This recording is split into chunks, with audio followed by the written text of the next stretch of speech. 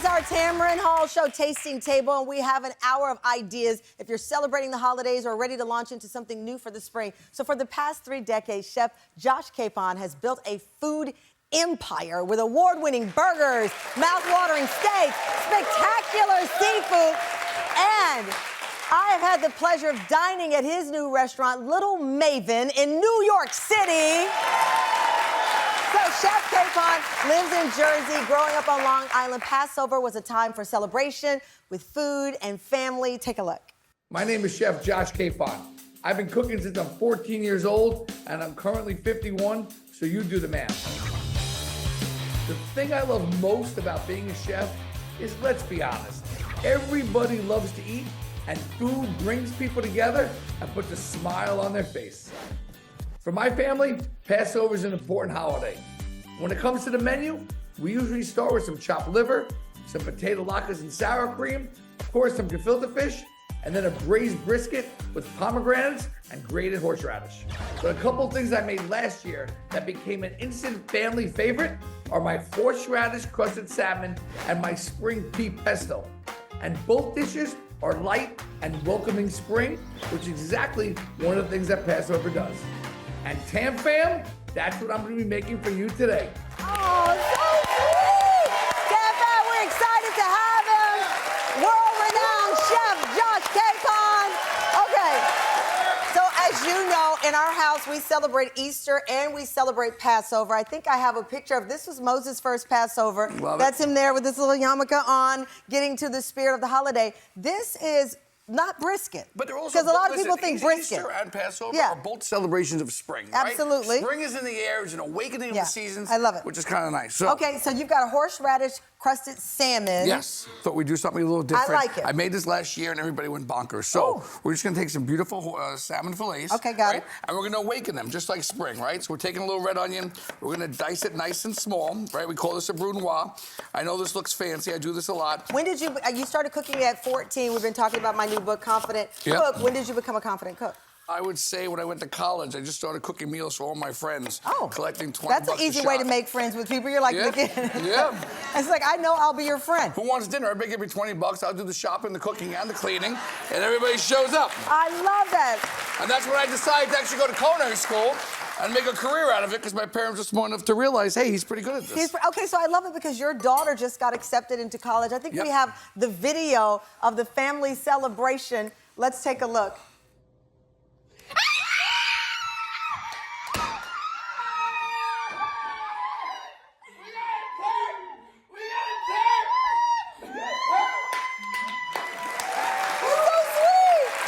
After about 2 hours of hitting the refresh button. And I will tell you, if you have kids, it's really nice and rewarding to see all the hard work pay off. And that was the most important thing. That is so sweet.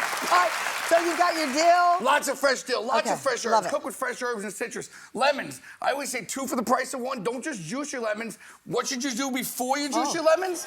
Zest your lemons, right? So we're gonna zest these and get that beautiful aroma and that fragrance. Gorgeous. And then we're gonna also segment them. You ever segment them? Yes, I have. Right, we're just gonna go like this really quick. Just take off the pith, just like so, all right? And then you take these little segments out 1 by 1, and you get that beautiful lemon segment. Love that. Nothing better, especially when it comes to oranges. We already got some chopped up over here. We're gonna mix that in.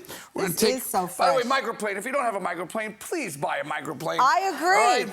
All right, so you got your microplane. And then horseradish, right? Love. What makes this dish very important when it comes to Passover is horseradish is on the Seder plate. It's a bitter herb, right? It represents the Jews being embittered in slavery. So it's one of the things that remind us of Passover. So we're gonna take some fresh horseradish, lots of it, lots of fragrance, really just pops. Wakes you up just like spring. Lots of fresh horseradish. And if you want, you can cheat. You can also use some of the jarred stuff. Absolutely nothing wrong with that. Has some nice fragrance in there. I like the versatility of this recipe. To your point, you can use the jarred or you can get it fresh. So salt there. Always salt and pepper. All right, just like that. It smells You so are going to start great. to mix that all together for me. I'm going to mix it all all right, together. Then most importantly, we have beautiful salmon fillets, right? Always season your proteins. Before you overcook, season your proteins. I'm so happy you said that. And again, I'm not a judgy cook because I'm just now releasing my cookbook. But I used to, when I was in morning TV for 30 years, I could always tell when that chef didn't whip out the seasoning for the protein. I was like, this is going to go downhill on national TV. And believe it or not, I had a few that would sneak in and put no seasoning on protein. And I was like, who's eating that? Not me. And so not salt and pepper. And always cook with kosher salt. If you guys cook at home, always kosher salt, the nice coarse stuff so you can really see it. We got olive oil in there, salt and pepper. Look at all those fresh herbs. This is beautiful. And then we're gonna take that. We got a spoon over here. Go ahead. And then what we're gonna do is we're gonna mound it up on top of each piece of fish. Wow. Right? And this is just gonna melt into the fish beautifully.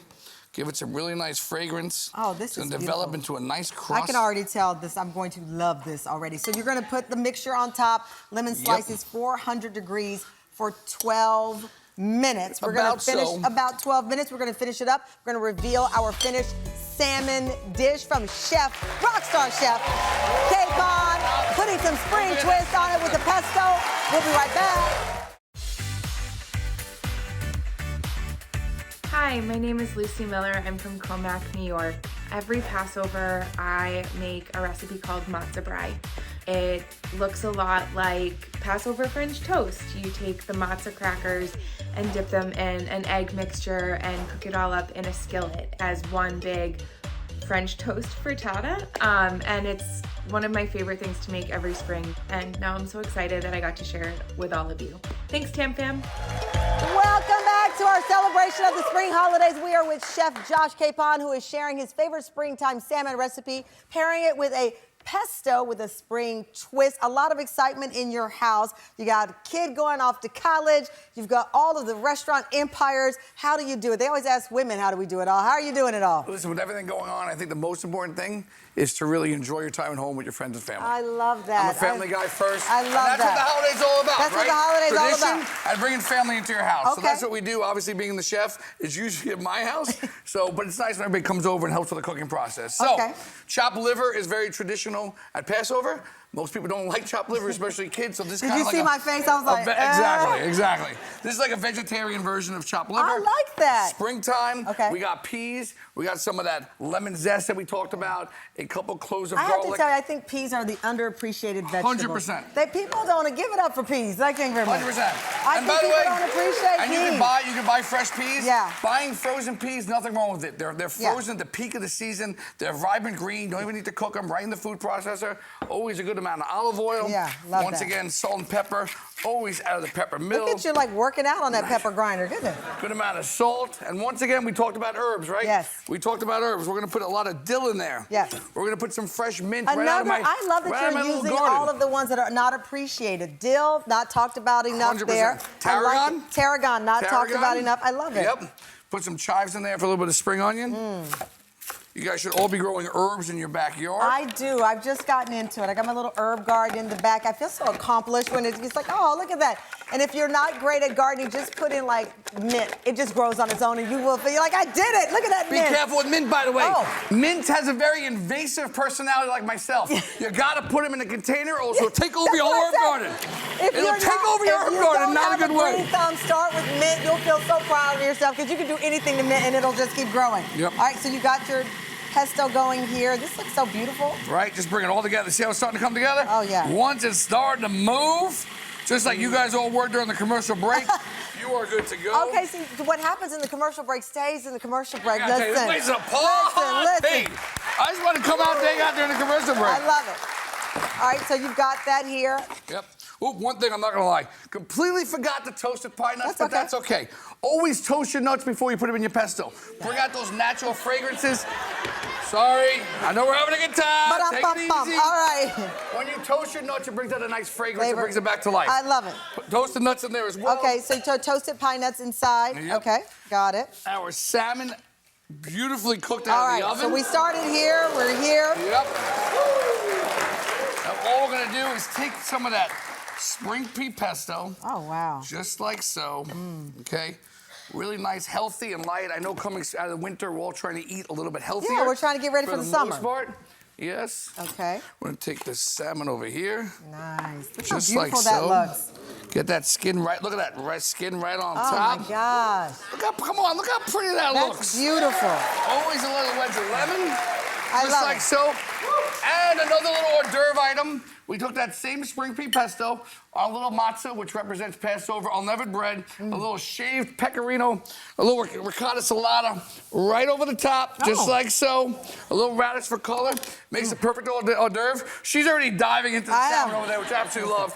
And I'm an eater, I'm not gonna lie. don't overcook your proteins. Nothing needs to be killed to the point where it's well done. Things should be nice and medium rare to medium on the inside, juicy, cooked nicely. This is really, really beautiful. I love how that pesto complements the salmon, the crust, the horseradish. Really beautiful. What I also love is the versatility of this pesto. To your point, put it on matzah, put it on cracker, put it on whatever you want. It just melts right in. Congratulations on everything. Thank you very much. Rock star. Give it up for Josh Capon. You can find this recipe over on TamronHallShow.com.